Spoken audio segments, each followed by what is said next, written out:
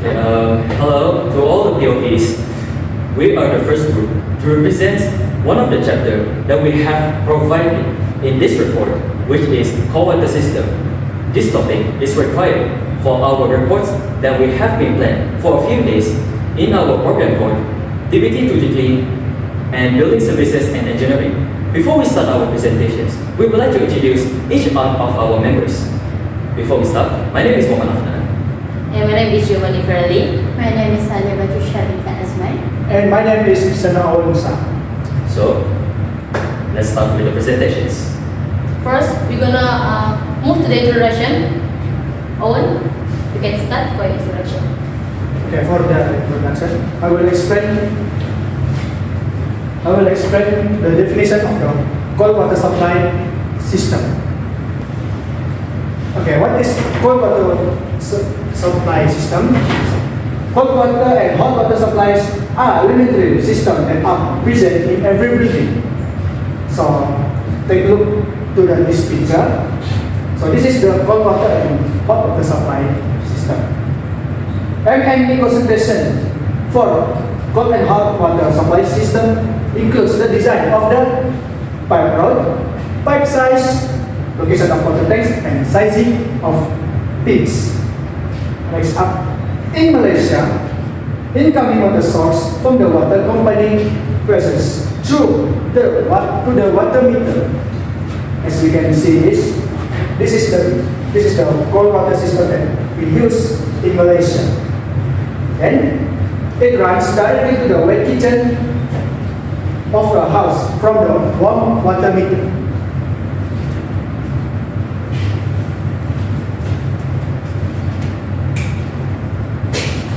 I'm sorry. For the company background, the full service capacity of the development of the cold water supply system is alternative machine chaos, health and well-being, security, accommodation, sports and leisure, food and drinks, computer lab, UIT and wireless networks, library, and air conditioning, and more. As we can take a look to this picture, this is the plan view for the UIT and Sarawak cold water supply system. This is provided from the facility management company. Next up, I will give it to the Geovannie. Okay. Introduction done. The company background down. Okay, let's move to the objective of this report. Objective of this report is to investigate what type of system the UTM use for cold water supply system. For the second one is to study the process of water supply system like pumping, water source, piping, storage tank, plumbing that has been used in the UATM. The third one is to analyze the water quality, ensuring it meets safety and hygiene standard for the user. For the user is us, because the water source is from the LAK,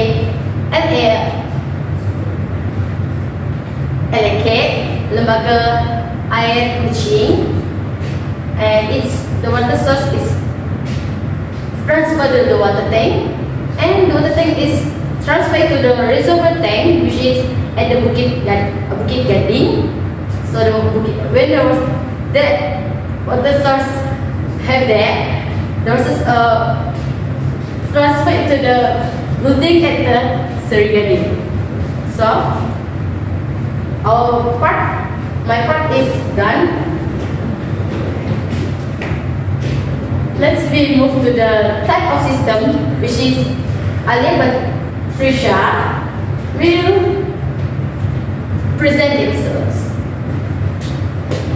Okay guys, today we're going to know about type of system that we use in your ITM Samarahan 1. Before that, type of system. What is it, the type of system?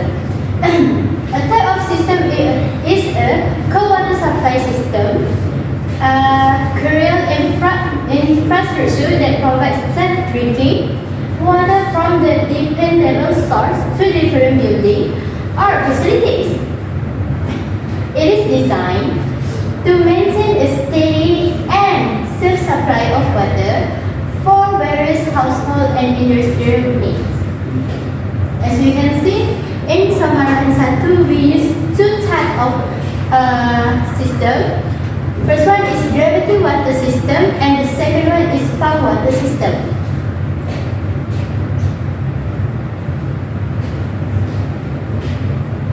Okay, let's move to the water source and storage.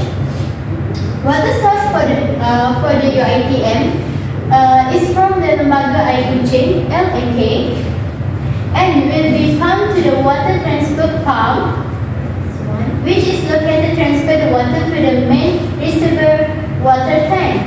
In this photo, you can see from the Lembaga Air Kuching is the water moved to the water tank and moved to the reservoir water tank. And then after they remove to reservoir water tank, it's going to remove to College Seriani.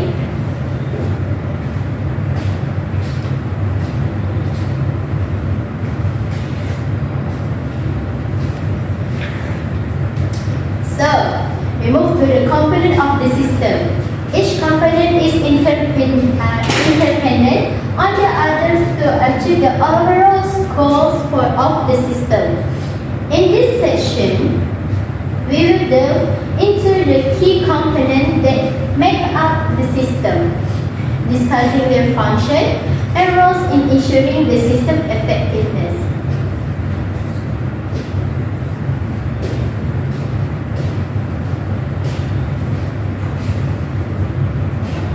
Then, we're going to component for first pump house number 1.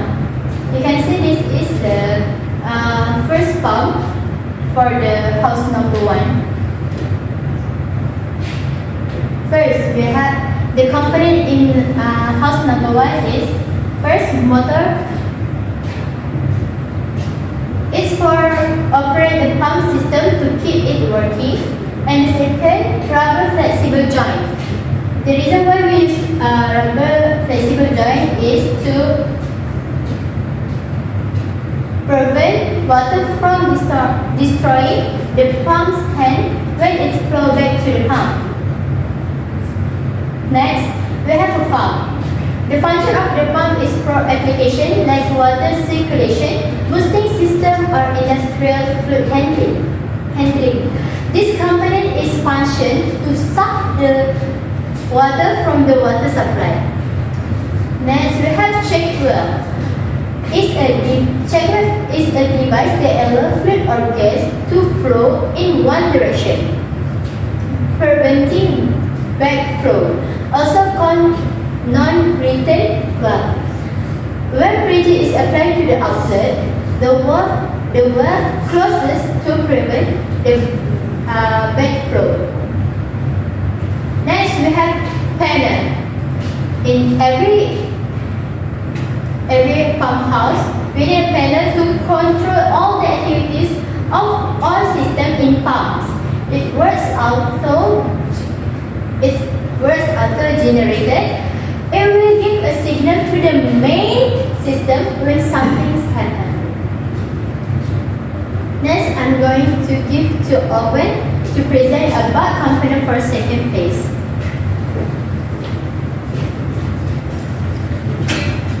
Hello, we meet again. So I will explain the component for the second place. So first, this is the reservoir water tank at the Bukit College Serigani. So the function of this tank is to receive water from Kuching water pot and keep inside it. Then this tank also consists of the water and service point attached to the water tanks. And lastly, the capacity of the tank is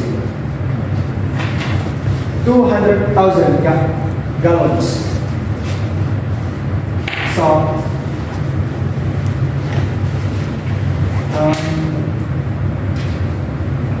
I will explain to the component for the third place, pump house number 2. So it consists of few of parts.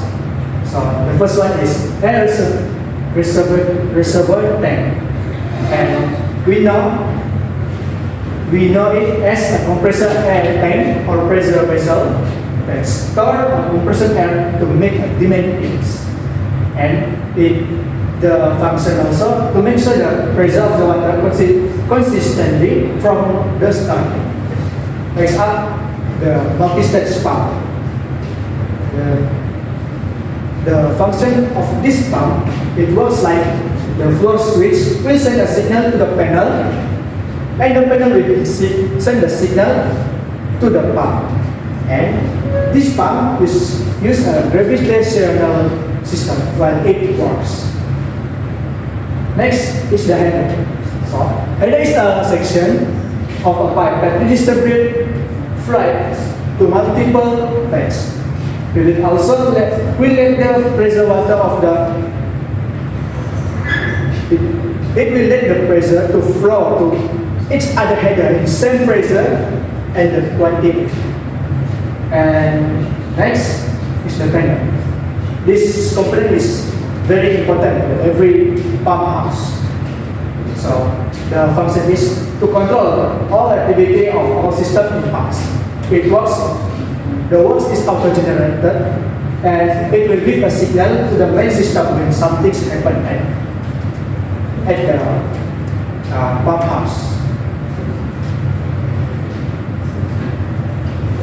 So next up, I will give it to the Budin to explain this. Okay, for the component for the fourth place at the pump house number 3, I want to tell you the component that has in the place at the pump house at number 3. So the first component is vertical hydro booster, VHB. VHB is a booster pump, takes in a water from the source. This the 4 vertical HBB, and its pressure is to get the desired pressure at the end point. 4 pumps is the reason is why is the 4 pumps, because the 2 pumps is for the standby and the one is for the jockey, and another one is the duty for the water pump. But this 4 pump has a limit high level. For the second component is air reservoir tank. Air reservoir tank is work is to compress air tank or pressure vessel. It works on air to push the stable pressure through elevator instead of user system. And this air reservoir tank became supplies compressed air. For the third component is variable pressure booster system. This component is to ensure a constant water supply. Pressure when the normal mains pressure is insufficient. These variable pressure booster system are installed in a new block at block 6 Seri Mulu. The reason they install this variable pressure booster system is to maintain its own water pressure from the main water system from other block, which is block 1, block 2, block 3, block 4, and block 5 at the Surimulu. So we're gonna move to the advantages and disadvantages of these 3 pumps. I want to pass it to the Afnan.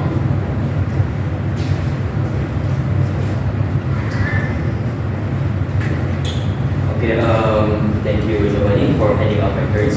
So, we've seen all the infos that have presented by the judges. But what about its advantages and disadvantages of each pumps?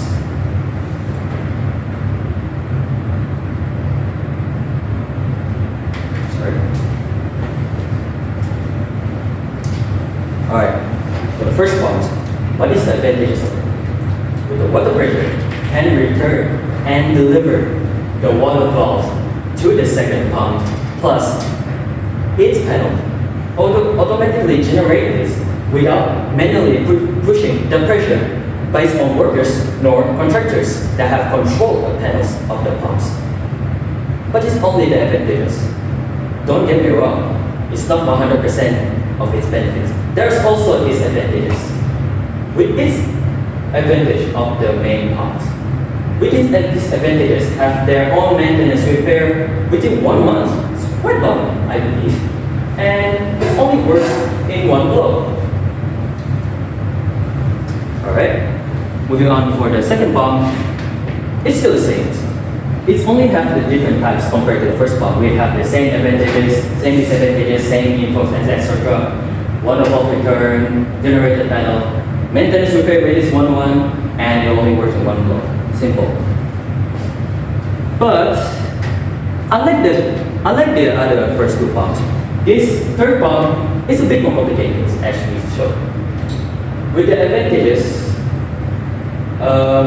air resistance, it starts with the pressure pump to be more consistent into its panel through its water tank.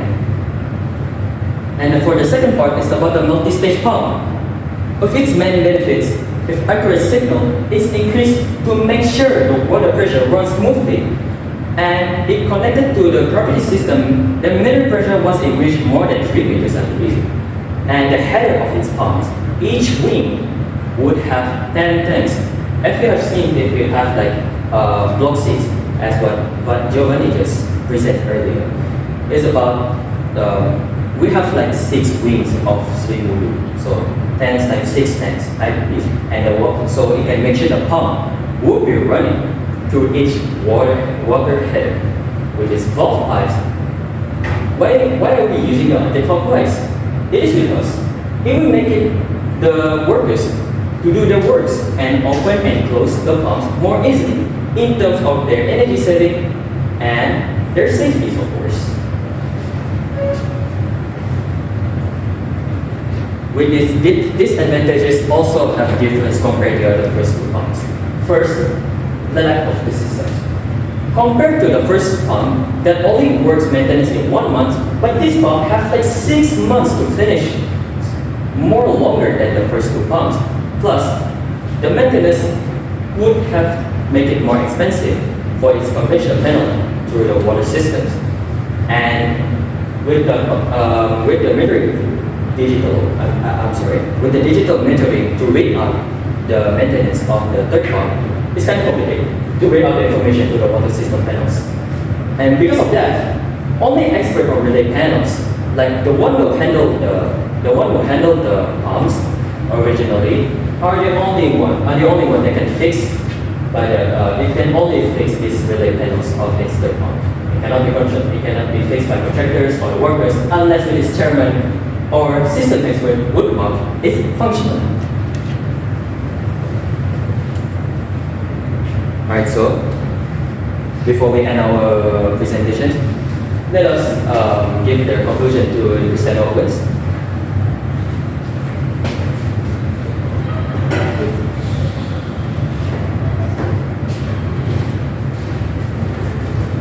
Okay, come back with me again. Sorry. So what we can conclude from all of this in our last presentation is we can conclude that cold water supply system like gravity and pump system both have advantages and disadvantages, and depending on how human use both systems, whether it suits to the building's water source or not.